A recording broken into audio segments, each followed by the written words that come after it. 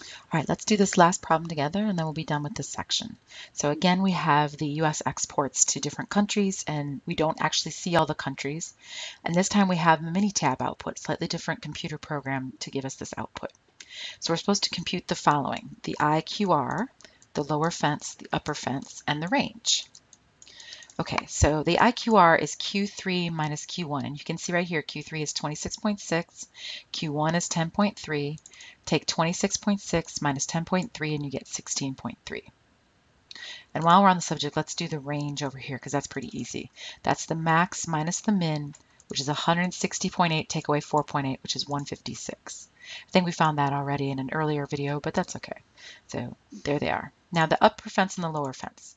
The lower fence is Q1 minus 1.5 times the IQR. So the Q1 was 10.3, right there, 10.3. And then you take away 1.5 times 16.3. So when I do it with the calculator, 10.3 minus 1.5 times 16.3 makes negative 14.15. Okay, oops, I better make that another. There we go. All right, now for the upper fence, it's the same idea, except it's plus 1.5 IQR. So that would be Q3, or 26.6, plus 1.5 times 16.3. So that's 26.6 plus 1.5 times 16.3. Or if you like, you can use parentheses, either one. And it's 51.05.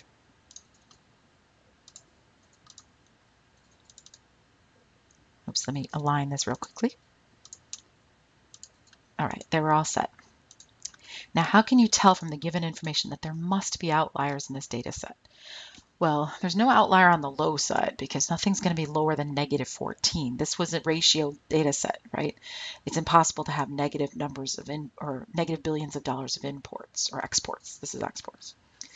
But we could have an outlier on the high side, and we do. We can see right away that Canada is our maximum, which is 160.8, which makes sense. We share a very large border with them. And so therefore, they're an outlier, right? So Canada, let's see, the maximum, which we happen to know is Canada, it might not always be given to us in the data set information, is above the upper fence. Now describe the distribution. This is definitely skewed right.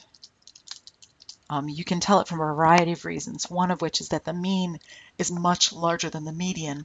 For another thing, the lower fence is negative, which is usually a sign, right, that this is skewed right. All right, so we learned back earlier in section 3.1 that the mean is greater than the median means it's skewed right. Also, the fact that the lower fence is negative, even though this data set is at a ratio level, you can't have negative exports, but our lower fence is negative. That's usually a sign. Also, if you look at the distance between Q3 and your maximum, see how huge a distance that would be? It's like 140 wide. That's very large. It means that there's a very long tail on that right-hand side. All right, last but not least, we need to find the z-score for Mexico. So Mexico is at $97,500,000,000. So we need to convert that to billion dollars because that's the unit we have up here. So that's 97.5 billion. Then the z-score would be x minus x bar, which is 97.5 minus 29.64 over s. But the data set didn't give us s. They gave us variance, which is 1458.4. But remember, the variance is the standard deviation squared, so I just need to do this calculation right here. So let me grab the calculator, alpha F1, and then let me pick number 1, and let me type these values in 1 second. So I've got that numerator typed in. Down here, I want to hit second, x squared to get that square root, 1458.4, enter. Oops, I typed that wrong. Let me do that again. There it is. And then I press enter. And I get 1.7769. This means that the US exports a lot to Mexico because it's a high number, but not an unusual amount because it's not more than 2.